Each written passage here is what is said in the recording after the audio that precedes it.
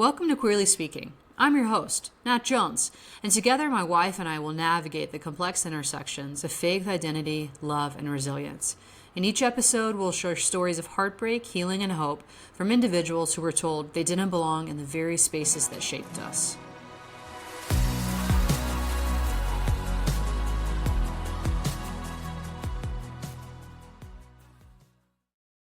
All right, welcome back to Queerly Speaking. Super excited. We have two guests for you this week.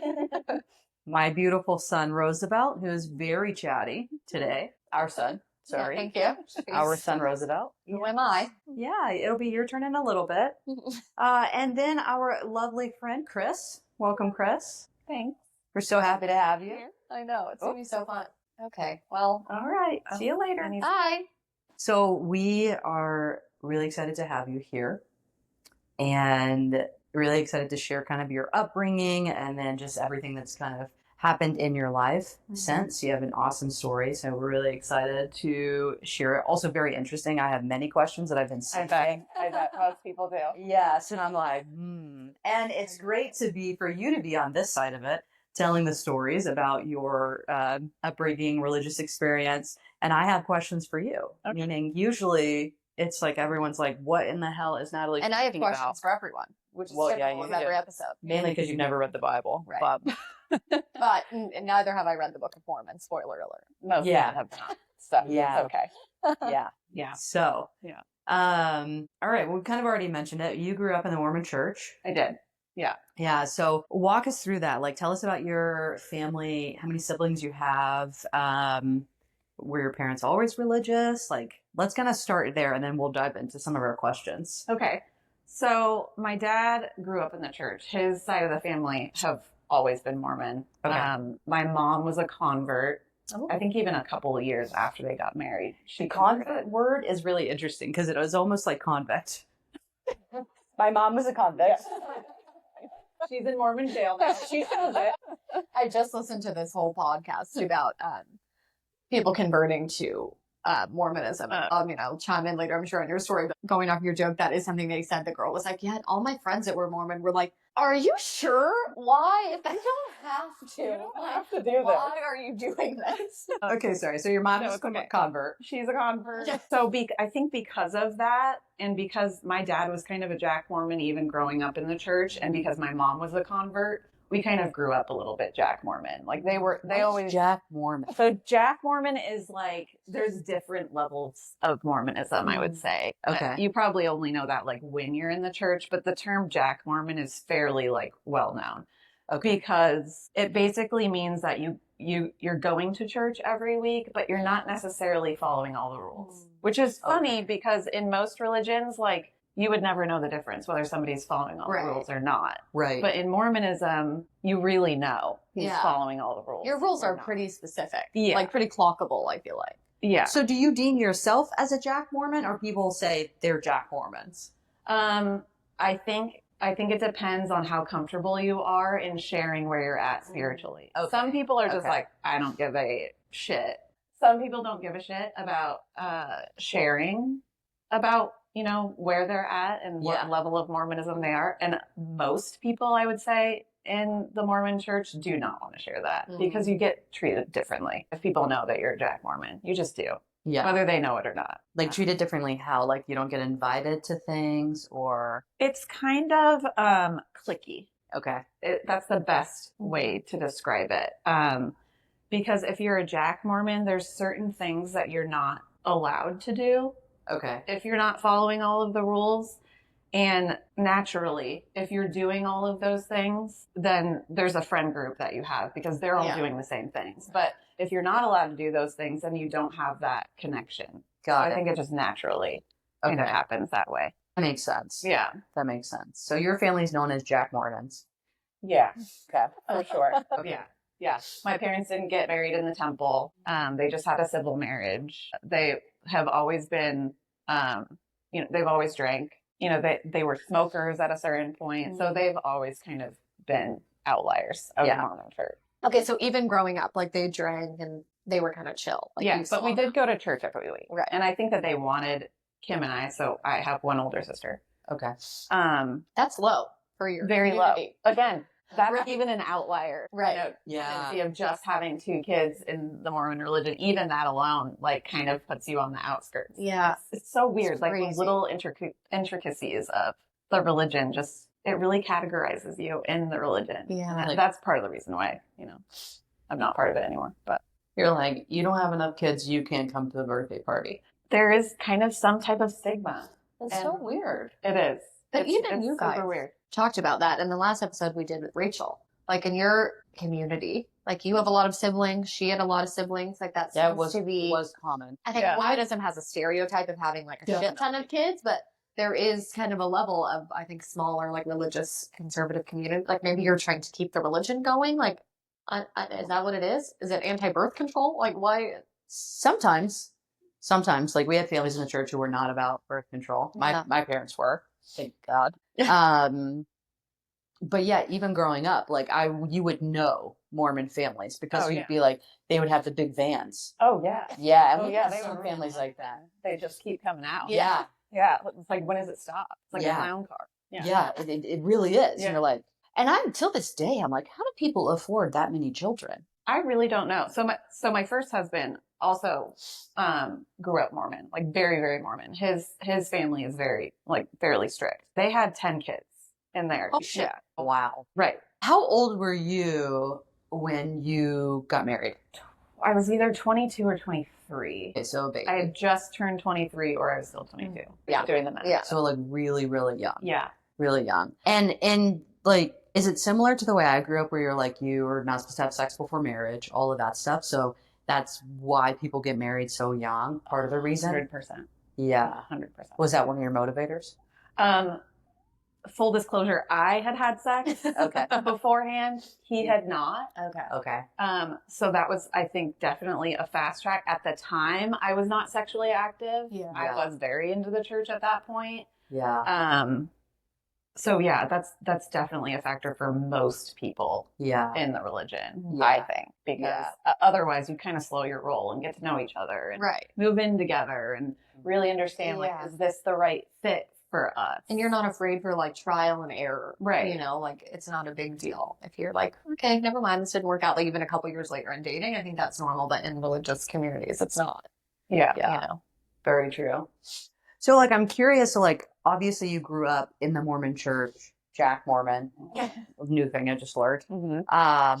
And do you believe it? Are you like really in it? Because I think obviously like my sister and I have had very different experiences. She was questioning everything that she believed before. It didn't have to do with sexuality. It didn't have to do with anything other than just like her belief about faith. And I was really in it. Like I was sold 100%. So I'm curious like what your experience was. I think I'm probably in the middle of you two. There were things that as I got older, I was like, when I would read it in the Bible, I'm like, that makes no logical sense. That doesn't make sense. And I would try to get somebody to explain it to me, and they would just be like, you're just supposed to trust God, and this is just how it happened. And I'm like, that's not computing for me. Mm-hmm. And so there were moments where I would question things. And I think in the Mormon religion, they also want you to focus on like taking time to think about it and pray about it. Like that's what they would always say. If there was something that you were questioning, pray about it. Right. And that I think is kind of where I was kind of going more Jack Mormon, because everybody would be like, oh yeah, I had this great experience when I asked God and he answered me and now it's so clear. I never got any of that. I never did. And I did all of the things I felt like. I was praying every day. I would ask very point blank questions, and I never felt any like strong conviction one way or the other. It was just, I think what I did growing up was I was just a perfectionist. Yeah. And I just wanted to check all of the perfect boxes. I don't think it was really something that I believed in. It was just like, this is what I'm supposed to do. Yeah. And so I'm going to do all of those things. Yeah. No, that makes total sense. So like 22-ish, you get married. You're in love, I'm assuming. You get married. That is the goal, but you never know. Do you think that like talk us through some of that time frame. Like, so you're in love, you guys are both in the Mormon church, you get married, all of that, and you're like living your life as a Mormon couple. Yeah. What is that like? We're going to church every week. We're trying to be friends with people inside of the religion because it is a whole lot easier to be friends with them instead of going to church and then you're just an outlier. Right. We're going to temple at that point. So what is the difference in temple and church? Yes. It's so fun to see you have a question. Yeah, I'm like, like I feel like I know more about Mormon people than I know about you. Oh yeah, probably so. So obviously I'm out of respect of the religion. I'm not going to go like of course, full into all the details of what you do at temple. For sure. But the point is like church is like your weekly service that you're learning from other members of the church. Like it's the whole pastor type of situation where they, you know, preach to you in the first hour and then you break up and you have only women and then you have like a combined women and men. So it's like 3 hours of just learning church. The temple is more about doing sacred ordinances. So, and that's where you have to have a temple recommend. You have to be like a teetotaler to get into the temple. Not everybody can go to the temple. Not everybody can get married in the temple. You have to follow these very specific rules for a certain period of time. And then you get a temple recommend in order, like a temple pass to get in. Did you guys get married in the temple? We did. You did? Okay. Yeah. So at this point, you've obviously gone from like Jack, Mormon, your family, like when you guys got together, you're more probably on the straight and narrow, would you say? Yeah. So, and my sister kind of had that same path. Married, her and I were in college together and lived together for a certain period of time. And we were really kind of teetotaling at that point. And I honestly, I don't know why we decided to do that. I think it was just, we just thought that that's what you're supposed to do. So that's what we were doing. Interesting place ASU for you to have fallen more into your Isn't that odd? Isn't that odd? Yeah. So she got married in the temple. And so this is a whole nother chapter of like learning how to get married in the temple with Jack Mormon parents because they're not allowed to go into the temple. So you're getting married and your parents can't be there. Right. And so I saw my sister kind of go through that. Like they can't come in. They can't come in. Can anybody? For the ceremony. No one can come in. Only people with the temple recommend. Oh, so you better be friends with people who have the pass. Yeah. Or otherwise there's not going to be Or there's nobody there. Okay. Yeah. Okay.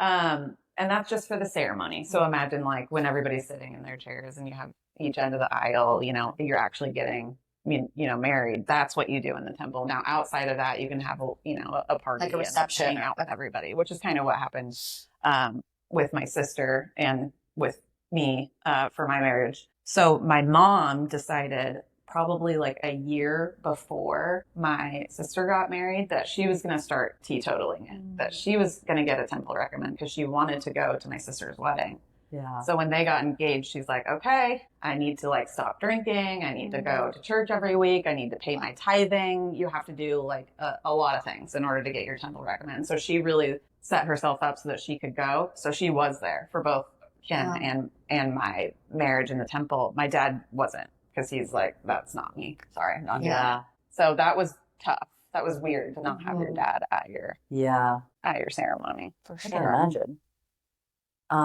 Random question. Is tithing still 10% in the Mormon church as well? Yes. Okay. That's kind of a lot. It's a lot. Yeah. I mean, 10%, like, it's so funny because it's like, I'm always like, I've actually been to Mormon church before, but quite long and not nearly as fun as like a Christian church. There's no bangers being played there.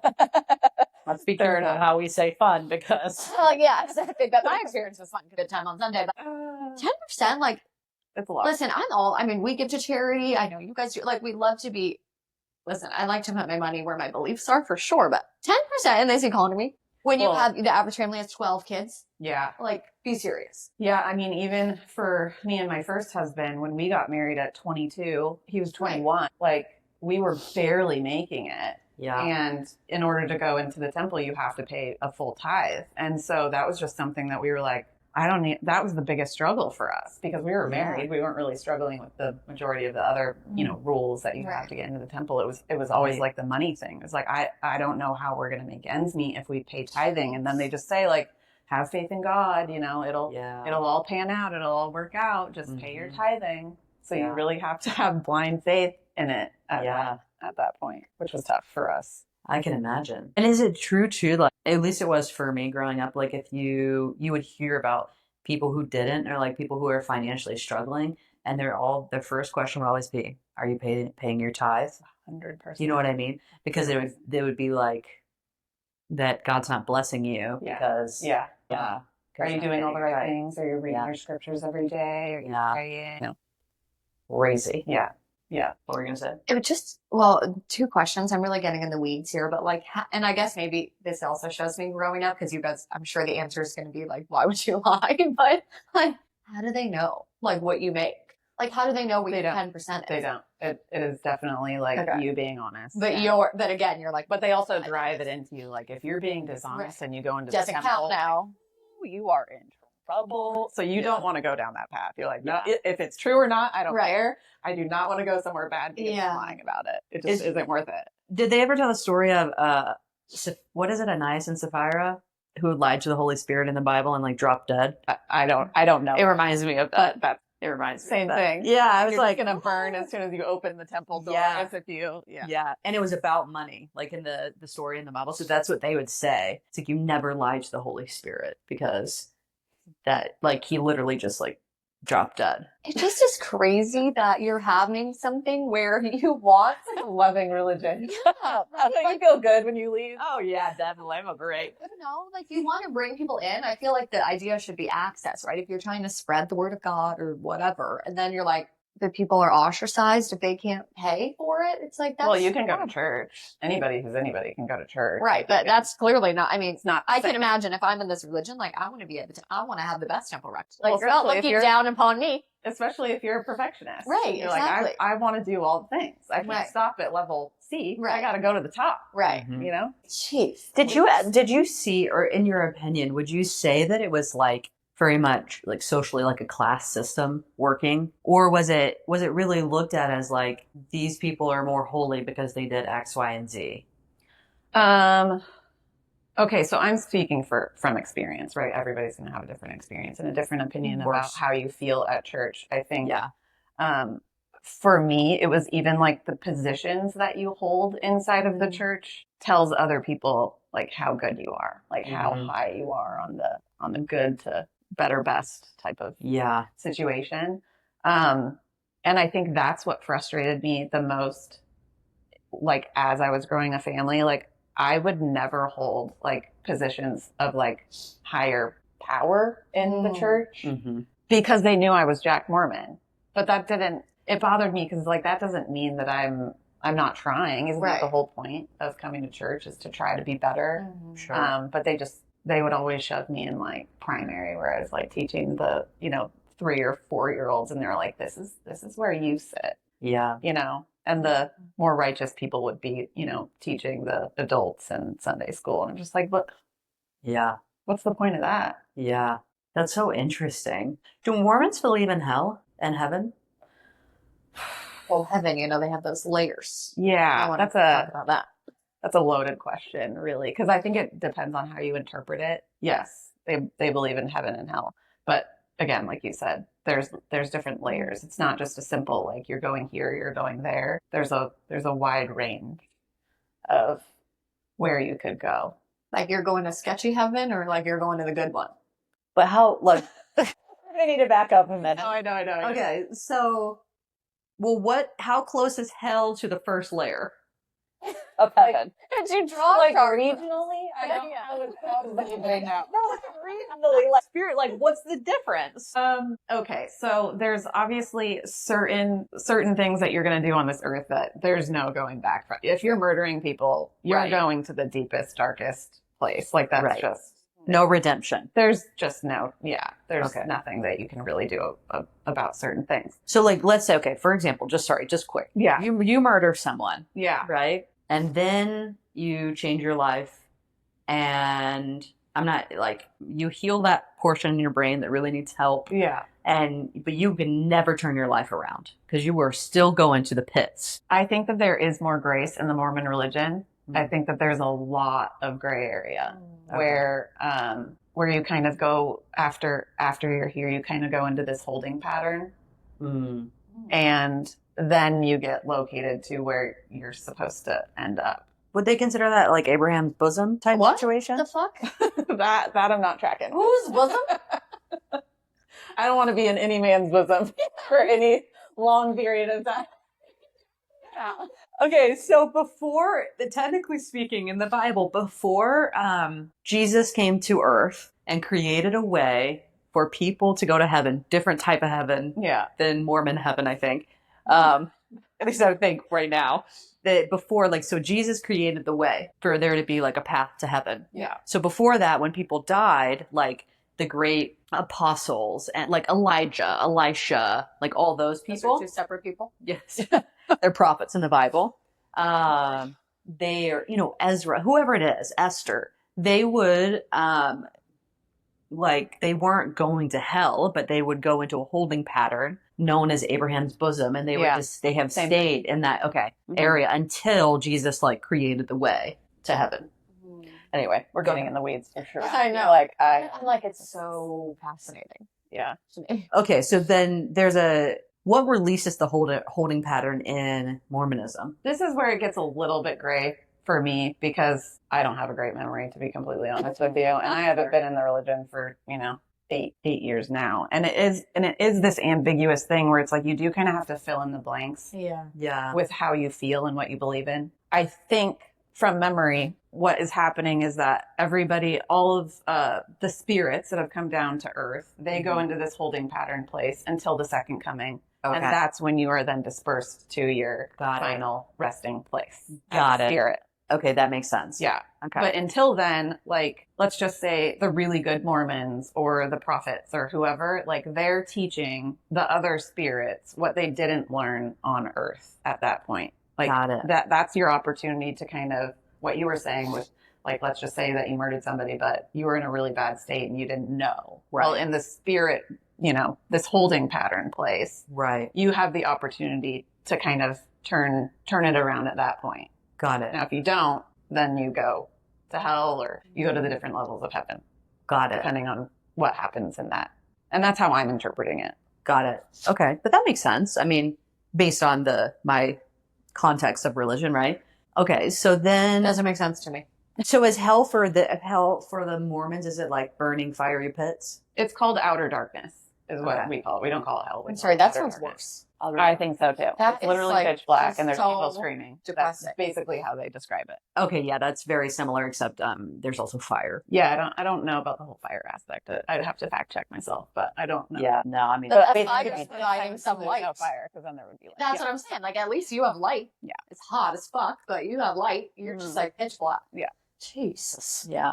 Wow, that's pretty terrible. So you have the chance. That's the point. Yeah. And so then the different levels of heaven, how does that? Could you describe some of is the top layer similar to Christianity where it's streets of gold type thing? The best way that I ever had somebody describe it to me in Sunday school, because I didn't get it either. It's well, isn't it, if you don't go to the highest level, isn't it considered hell? Wouldn't you just be oh, this freaking sucks? Right. But how I have had it explained to me is that if you're living a certain lifestyle on earth and you then go to heaven, you're not going to feel at home if you go to a certain level that isn't how you would normally live. Let's just say there was a bunch of perfect people around me. That would not be my heaven. I would be driven crazy. I'd be I can't ever get to that perfect level. I'm just around perfect people all the time. Yeah. So what they're saying is you're going to a certain level of heaven that will make you feel the most comfortable. That will make you feel like you're at home and you are in heaven. That seems nice. Interesting. Right. But the other caveat is you can't travel to other higher levels of heaven if you're down here, but the people that are up here can travel to you. Because I always ask, well, what if my best friend or what if my mom and dad are in the highest level and I'm in the lowest level or vice versa? Wouldn't that be hell because I'll never be able to see them? Right. That will be hell no matter what. And they're well, if they're in a higher level, they can come down to see you. You just can't go up to see them. So that's how I've had it explained. Interesting. Or your children or your children. Right. So interesting. Because otherwise you're okay, this is my worst behaving child, I'm going to act like them so that I can be with them forever. Right. You know what? Yeah. Like, I've heard then people you're- say the fear of that. Right. Yeah. Like really looms over you. Is like, if we're in this and you're a better practicing Mormon than I am, like, we're not going to Then be you're not together gonna in be the together. afterlife. It's like, well, that's horrible. The fear of that. You're like, I'm doing my best, but my best isn't as good as Susie's best. So we're going to be separated. Yeah. So if you can travel down, how long can you stay? You get a day pass. Yeah, just curious, right? Like, I don't know. okay. And is it true, I'd like to fact check this, that you can't get into the highest kingdom if you're single? Like you have to don't you need a husband to go there? I think that's what kind of the holding pattern place is for. So if you didn't get married on You Earth, can find you a have husband that opportunity in the the reception. holding Okay. The waiting room, you find your husband. Yeah. And needless to say, you can't be gay, right? In heaven? Anywhere. Anywhere on Earth at any time. In the holding pattern, in the holding heaven. pattern, Like, do you even get to heaven then if you're gay? I don't think so. I'm just curious. Because then you're living a certain lifestyle that they don't agree with.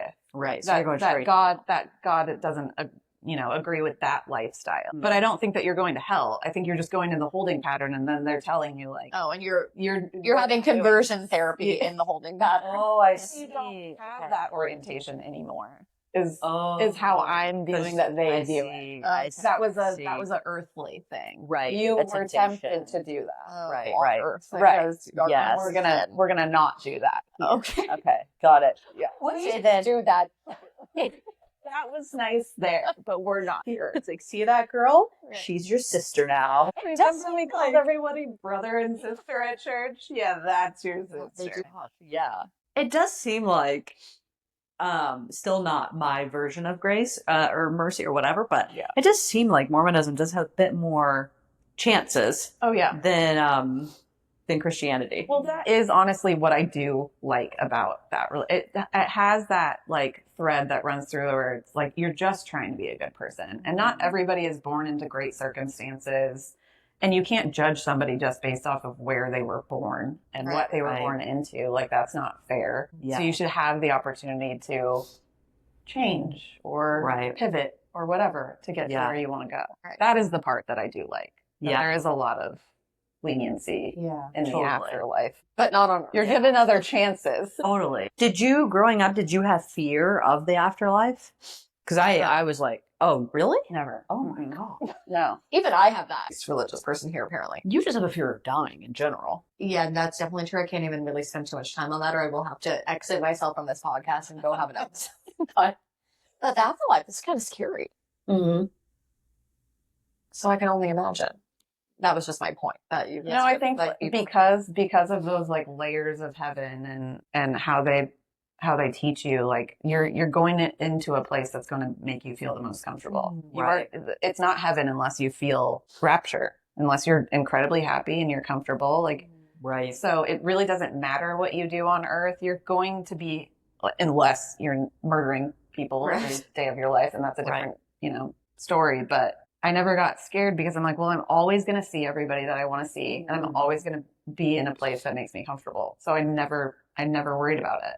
Wow, that's really nice. But the difference seems to be like you're saying, if I'm understanding you correctly, and from what you've said, babe, which is a little bit more how like my family kind of taught about heaven and hell, which is very bare minimum, but like outer darkness, like you're pretty extreme to go there. Like Yeah. that's how it was with me growing up. It's like you're going to hell if you're like a rapist or a murderer. I mean, like it's extreme. Like I have fear of dying, but I never had fear I was going to hell because I knew like I'm not a murderer or a predator in any way. So otherwise I'm pretty okay. But Yeah. in your experience, it was like, well, our marriage in their mind is sending it like Mhm. you're growing up is like you do anything, you're going there. Right? Well, Like not do anything, but Well, yeah, is your religion very like cut and dry? There's no gray area, hell or heaven. That's it. well, there's not a holding pattern. Yeah, So, like, let's say if like did you guys ever read the Left Behind series books? Okay. It's not ringing a bell. Okay. So anyway, it's literally like these books, and there were so many, and they had ones for adults and children. Okay. Okay. So they had the kid version and the adult version. I've read both. And That's really- it is like this entire story about that the first coming of Jesus happens. So like the first rapture happens. And they're in their minds, you have one rapture. And then I guess technically speaking, I guess that could be like Earth is in the holding pattern until the second coming. Mm-hmm. Okay. Yep. So, but it's hell on earth. That's when the Antichrist rises up. He has like, and he's identified because he has a wound to the head and then miraculously survives. Um, and he is going around pretty much saying that he's Jesus, and there's all this deception and like crazy shit. There's prophets coming back to life. There's like just crazy shit. The earth is falling apart essentially. And so in the books, it's like just stories of that. So like there was a pastor in the book, and the story is that his whole family, so his kids and his wife, the rapture came, and all that's left is their clothing.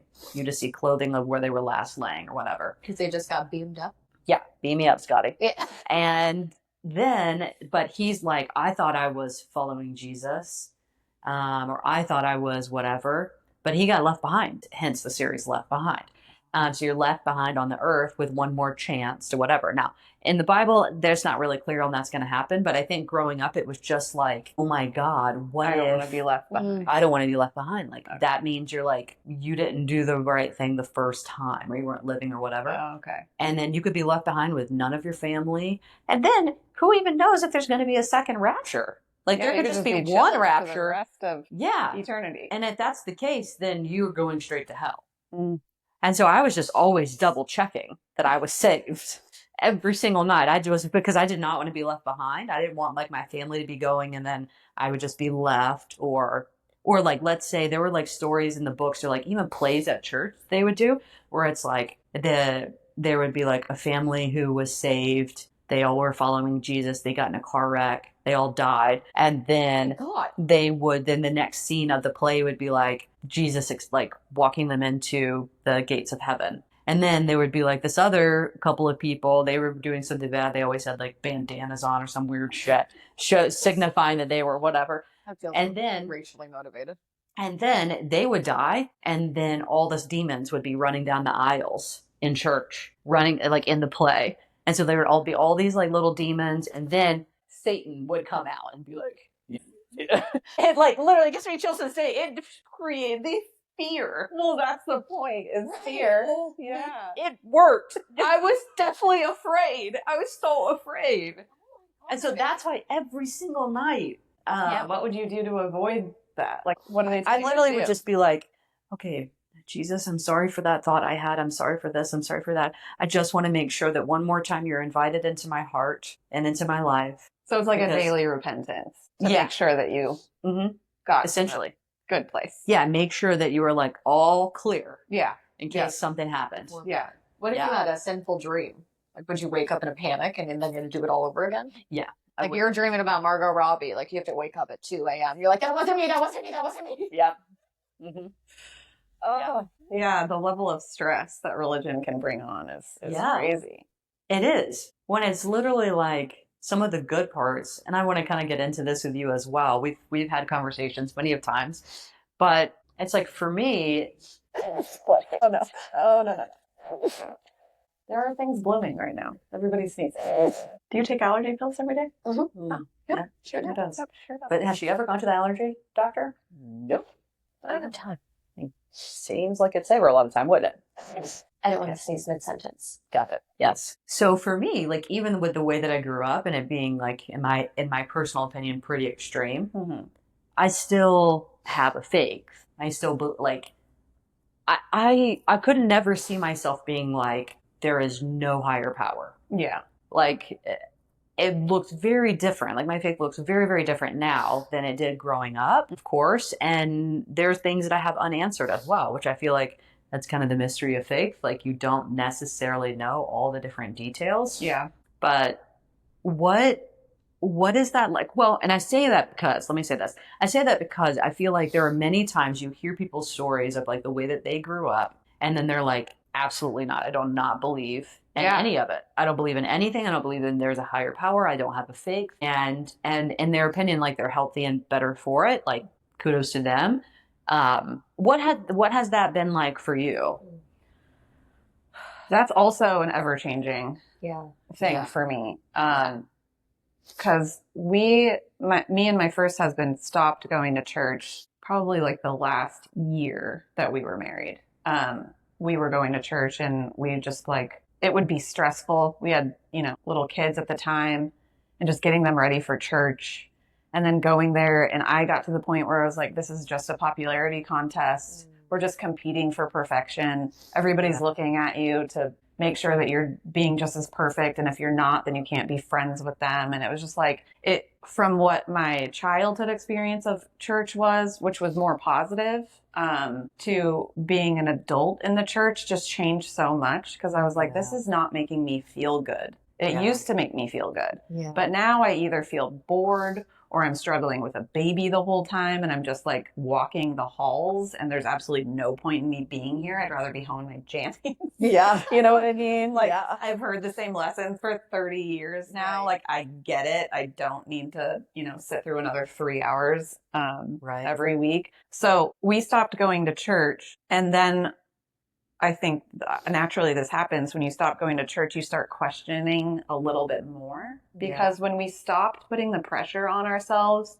to go to church every week and try to pay our tithing and do all these things, like there was a level of like calm. Yeah. And you're like, why is it that I feel better when I'm not there? Right. That doesn't seem right, because that's what they preach to you, where, you go to church every week and you feel better when you exit the building and you just feel like you have like another take on life where you can just conquer the world. Well, I didn't feel that way. I felt like that when I stopped going, where I was like, I feel so much better and calmer now. So it did, like at that point, I did start questioning like, well, what else? Why is that true? Right. So then I was like, are there certain things of the religion that I really enjoyed? Yeah. And that's kind of what I've held on to throughout the years. And there are other things that I absolutely didn't believe when I was there, and I struggled with not believing, and I would pray every day, like, please tell me why, Mormons don't believe that you can be gay. That doesn't make any sense to me. Like, what? There are heterosexuals that are really shitty people, to be honest with you. And so why is there judgment just because of who you love? That doesn't compute with me, and it never did for one reason or another. And so when you start questioning it piece by piece, then your whole religion kind of starts falling, But there are common threads for me that I continue to hold on to and I still believe. But for the Mormon religion, it's really like it's all or nothing. You can't believe in just a part. It's either you believe in all of it or you don't believe in any of it. So I think that's kind of been the path for my faith, is just I'm just trying to figure out like what makes me feel good and what doesn't make me feel good, and that's kind of what I hold on to. No, that makes so much sense. Was that a big deal in your first marriage or to your parents when you were like, I'm leaving the church? Well, they've always been Jack Mormon. They kind of have the same So like they were roller like, coaster okay. path in the church. Like I think when me and Phil ended up not deciding not to go, we didn't make like a big announcement. It was just like, we're not going to put this pressure on ourselves anymore. And my mom would ask like, oh, how was church, today? And I'd be like, we just decided not to go. Yeah. And, she would be like, oh, well, why not? So it was a big deal for my first husband's family, because they were very religious. They were in it. And so when they heard that we weren't going to church anymore, honestly, because I was Jack Mormon, this is another chapter of my story, but because I was Jack Mormon, I didn't really feel at home with his family. Yeah. I don't think his mother was super thrilled that he was getting married to a Jack Mormon, even though I wasn't at the time. Right. I was really teetotaling at the time, but I think she knew, like, my family wasn't super strong in the church. She knew my parents didn't get married in the temple. And just knowing that, there's a little bit of a stigma. Like, oh, this is going to be the problem child. Yeah. Yeah. So when we stopped going to church, I think his mom was like, yeah, I saw this one coming. Oh, yeah. And it was kind of like, like you brought this one. Yeah. To Phil, which kind of made me sad for him, because he wanted it to, like, we all wanted it to work out. Yeah. Like, we wanted to do the right things. It just wasn't happening. Right. Yeah. Just wasn't getting there. Yeah. Did it put pressure on your previous marriage, like at the time? Or were like you guys like on the same page? Like, this doesn't work anymore. Well, when we decided not to go to church, we were also kind of on the path of divorce, because I think that was part of it. Like, we just realized, like, holy shit, we have been faking so much of our life and our happiness. Like, what are we doing? Yeah. Let's stop going to church. Let's stop faking that we like going, that we that we're getting something out of it. Let's stop faking that this marriage is working. It's not working. Mhm. Like, let's just put everything on hold. Yeah, pull the nail down. Yeah. And I think that's kind of, why we ended up getting divorced, is we're just like, this is not the right fit. And we were just force feeding ourselves these ideas that it just doesn't work. Yeah. Well, and you're so young. Like, you were so young. Gosh. It's like, oh, I can't even imagine. No. Like, I think back to when I was 21 or 22. It's like, wow. Yeah. Well, I mean, we started having, kids. I was 23 when I got pregnant. Yeah. You're a baby. Yeah. You don't know what the hell you're doing in life. Right. Like, and you grow so much over those years. Like, in your 20s. when I hear about people, getting married when they were 18 and they've been married for 60 years, I'm just like, I just don't, like, that is such a choice because you are a completely different person, like in multiple phases of your life. And to still choose each other through that whole period is like mind-boggling to me. Yeah. Especially like those really young ages of like, your 20s. You don't know who you are. You're still figuring it out. So making the decision to be with somebody for eternity, not just for the time that you're on earth, because that's obviously what the Mormon religion teaches you. Like, this is forever. Yeah. Like, you are picking your person for eternity when you're 20. Yeah. What are you talking about? Yeah. You barely can pick a shirt. Yeah. You know what I mean? Like, pick your major in college. yeah. Well, how, like, did you struggle with the thought of divorce? Or was it like, yes, this is, like, did you feel shame? Did you feel, because like growing up in religion, there's a stigma around that as well. Oh, 100%. And for multiple reasons in different ways. Yeah. But what? Did you glitch? I think I did. Glitch in the Matrix. Yeah. What was that like? Again, I think it was kind of a progression. So I think that's what kept us together for so long, was that feeling of like, I can't get divorced. Number one, religiously, like the guilt of that. They teach you like, do not get divorced. You have to choose each other. You're together forever. Like, make this work. Yeah. But then also, on the other hand, I'm also a perfectionist. So getting a divorce also means that I quit something. And I am not good at quitting stuff. Yeah. I'm just not good at it at all. So I think those two things combined, like, really kept that marriage going for the 11 years that we were married, when we had no business being together. So when we stopped going to church and I had that, the veil kind of taken away, where I'm like, okay, like, let's just start making decisions that actually feel good. Like, what makes me feel better and less anxious?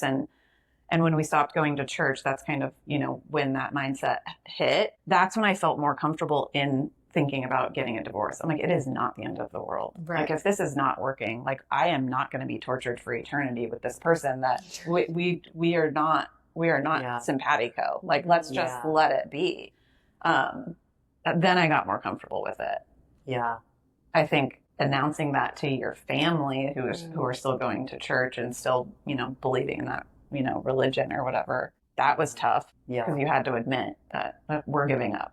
Yeah. Right. Even the way you say that, you can tell, you know what I mean? It's like, you can tell like the thought process that happened at the time. It's like, we're giving up. Yeah. Yeah, that's so interesting. It's like very similar into like how I grew up. Like, if someone, I mean, honestly, in the church, I can't really recall too many people that had been divorced, but especially outside, you're like, oh, the big D. Mm-hmm. We knew the big D as something different. Oh, yeah. We knew it as divorce. Right.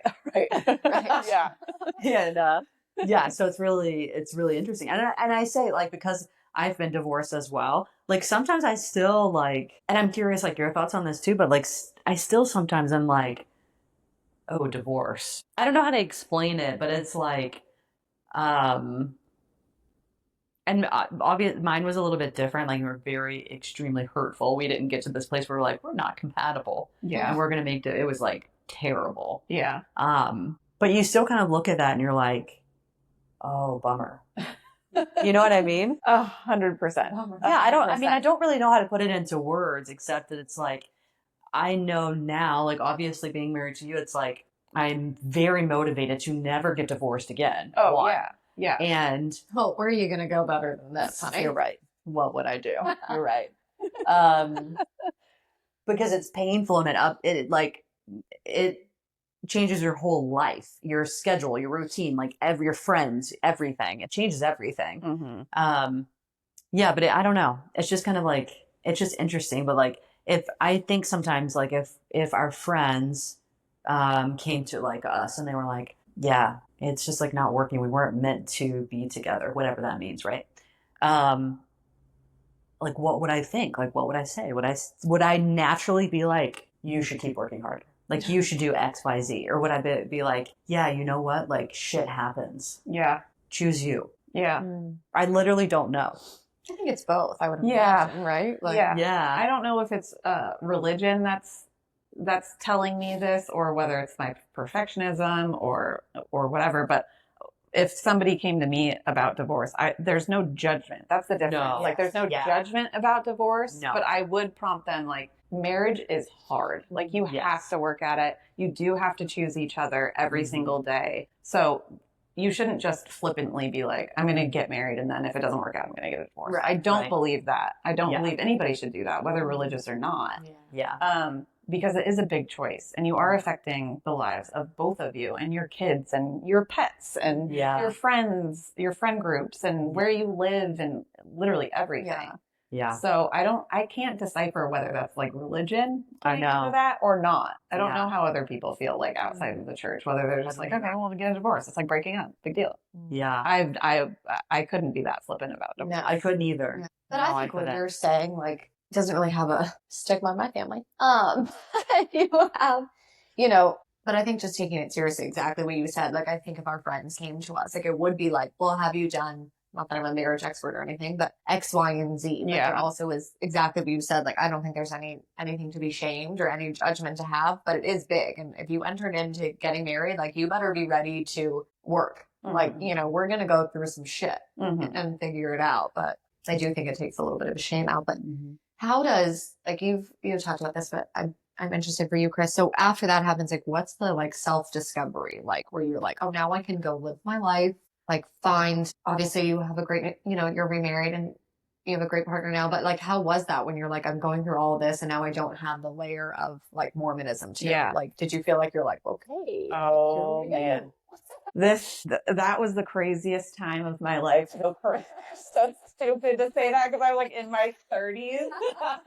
But I think as a Mormon, you aren't allowed to do shit. Like, you get married, and I had kids. I was a mom. Like, there was no party to be had. It was high school to college to marriage to motherhood to a infuriating marriage for 11 years. And then you just cut all that out. I went buck fucking wild. I was like, this is my time to shine. I'm going out. I am doing the things. We called it hoeing season. I love it. You're like, I'm taking the test out. Like, I was just like, the sky is the limit for me. Did that actually happen? Like, no, I wasn't like sleeping around. If I had the opportunity, I probably would, but I just didn't because I didn't know what I was doing. Learning what going out into the world and going to bars meant as a 30-year-old. Like, how awkward is that? Yeah. Honestly, I think it's the best time. Also, if you think about it, it's like you're not the sloshy, no offense to you, the sloshy 21-year-old is showing up in bars, not like, you're like the 30, you're responsible drunk. Right. You're like, you have money. You have money. You don't have to drink Jose. You can afford to get what you really want. That's true. I feel like that's the best time. But you kind of similarly had that too. Oh yeah, like that's why I'm like, after divorce and just not having that, where you have to. I think that is a part of your life that you just need. Like, as mentioned, thank you, honey. I did do that in my early 20s, but it is just like an itch that you need to scratch. I feel like. Well, and I think that's what your 20s are for. Before you get married, before you make all of these big commitments, you should be able to fuck up. Like, that's the whole. That's how you find yourself. That's why it puts you in a good position to meet somebody that you want to be with forever, because you've gone through all of these experiences and you've formed the personality that you actually have. Yeah. And what's important to you and what isn't important to you. When you skip that step, like, that's why I'm not surprised that me and Phil got divorced. Like, how could we have even imagined that would have worked out? It would be a miracle if we ended up, being together forever, which it does happen, obviously. Yeah. But not for us. Not for Yeah. So you're out, you're letting your freak flag fly, you're going out, it's hoeing season. Yeah. And then you stumble across your current husband. Yes, a bearded man that I had no intentions of marrying at all. In fact, we joke about it all the time. I was kind of pawning him off to one of my coworkers because we met on Hinge. Shout out Hinge. Yeah, I know. Really helps us out. Yeah. he had put his time in to dating and to dating, several people in different age groups and different circumstances and all of that stuff. And he never got married before. He never had kids. And he had expressed early on in the conversations that we were having via Hinge, like, I want kids. I want to get married. And at that point in hoeing season, I was like, I am not interested in those things. That ship has sailed. I don't want to get married. I think it's bullshit. I don't want any more kids. I have 3 that I'm juggling on my own. Like, I just, there's no part of that makes me feel good. But I'll have sex with you. Pretty much what. So that's what we did. Like, there was a certain point where he was like, I want to get married and have kids. And I was like, I know a girl that might work out, which is funny looking back on it. There's no way that would have worked ever.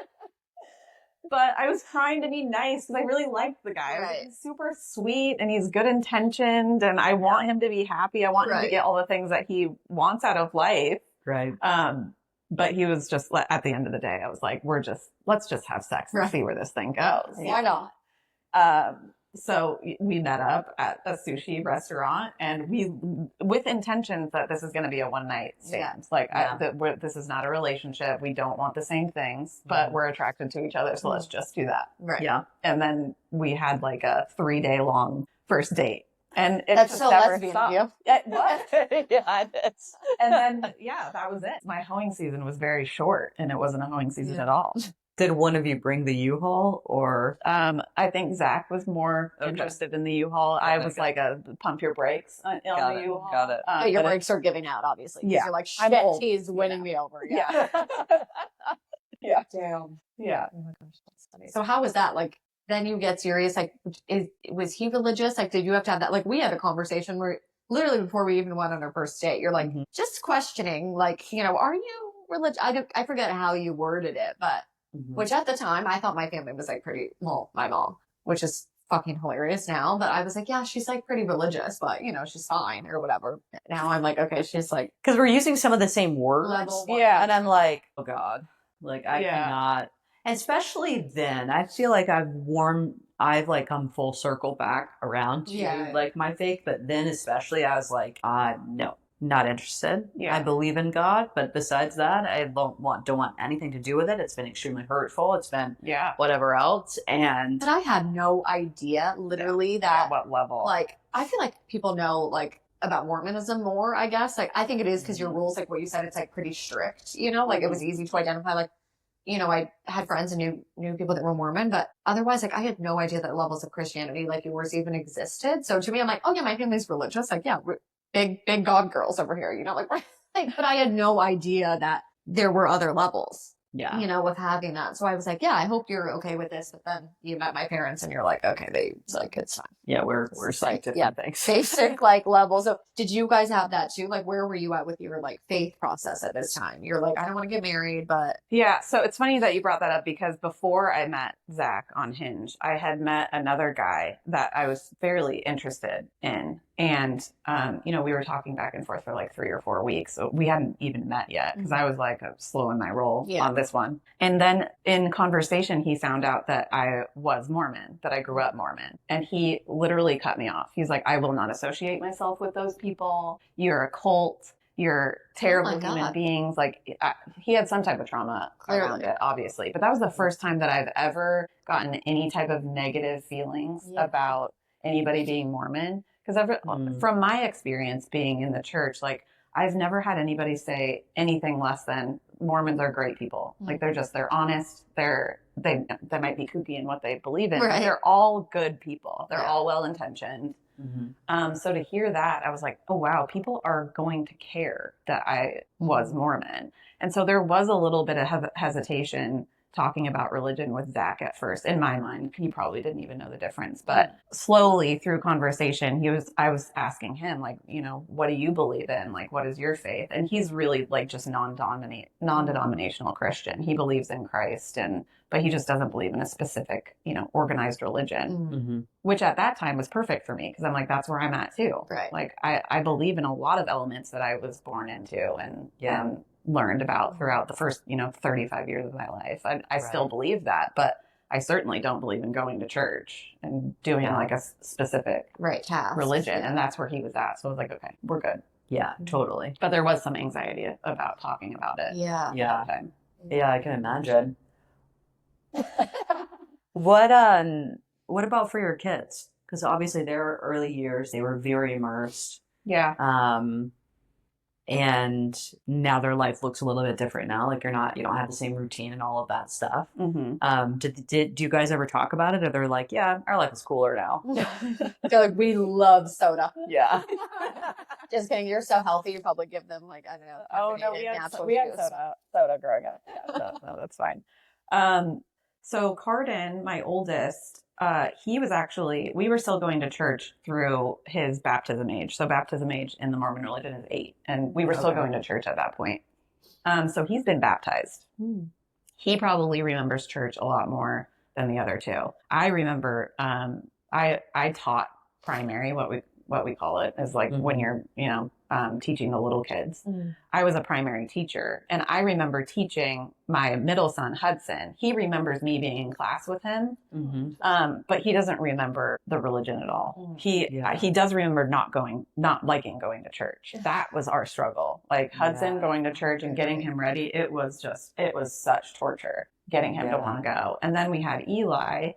And, you know, he was just a baby. So when I say like I was walking the halls with Eli, or I was dealing with Hudson who didn't want to be there. And Cardin was just, you know, the perfect little angel child who was just like, I'll go, whatever you want me to do. But now it's kind of sad because there are certain things that I really liked about the religion that taught, you know, how to be a good human being that I wished that my kids had in their formative years of growing and brain development. Like Cardin got some of that obviously until I think he was 9 when we left. But so that I definitely missed out on. But outside of that, we don't really talk about religion, which that might be bad. But for me, it's just like I don't want to push anything on my kids at this point because it was such a bad.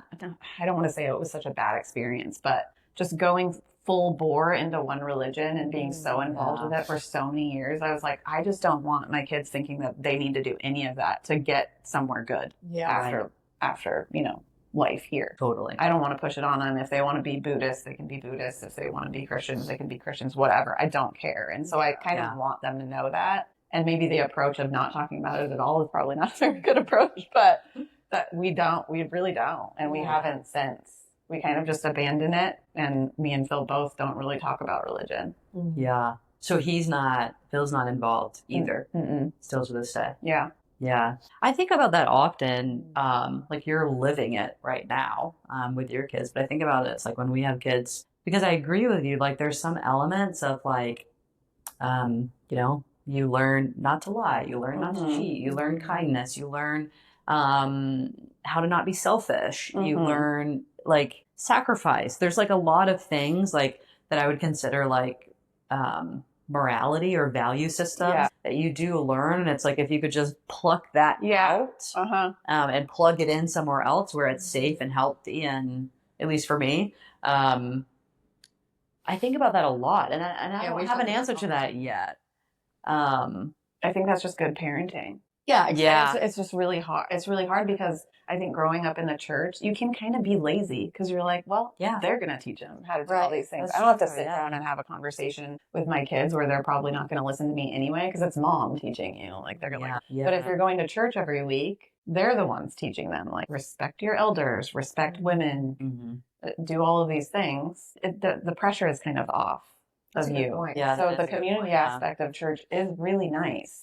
Because I'm hearing from like a youth pastor or a youth leader or whatever, it means so much more than coming from your parents. Yeah. So having that community level Yeah. is missed. But yeah, it's Sure. just good parenting and being communicative and being open and honest, and that's all you can really do. Yeah, that's such a good point. And I think you make a good point as well, like with community, because will say I think that that's one of the things that churches do well, is that we've talked about this quite a bit, whether it's whatever like denomination it is, people want to belong. Yeah.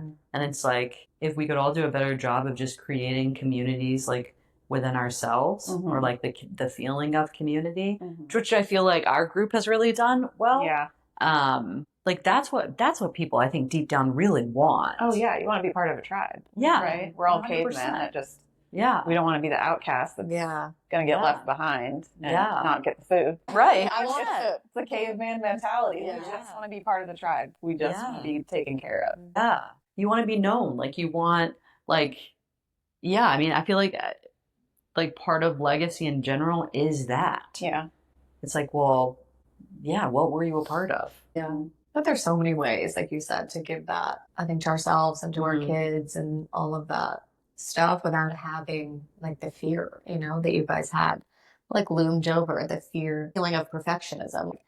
I have that. I think you have that. Like, I think that's common to different layers, but then to feel like, oh, not only do I have to perform well, like to make my parents happy or get good grades at school, but it's like, oops, like God's watching, like I have to really nail this because again, like eternity, like this mistake is, that's a lot to put on anyone, especially like a child, Yeah, it is. But I do want them to have like, I guess some sort of faith and all that. But I like what you said, like they can figure that out on their own and then we'll be there if they have questions and we can direct them to other people if they have questions that we don't know about. Like you can choose your own adventure in this house. Yeah. Totally. I mean, the common thread that we just try to teach our kids is just be a good human. Right? Like any religion is going to teach you that. Yeah. Right. And that's 100%. honestly what all of us are trying to do, whether you're part of organized religion or not. Like you're just trying to be a good human. Yeah.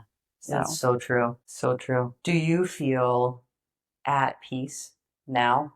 %. Mm. Oh yeah. No questions? No. No. There's no part of me that would want to go back. There just really isn't.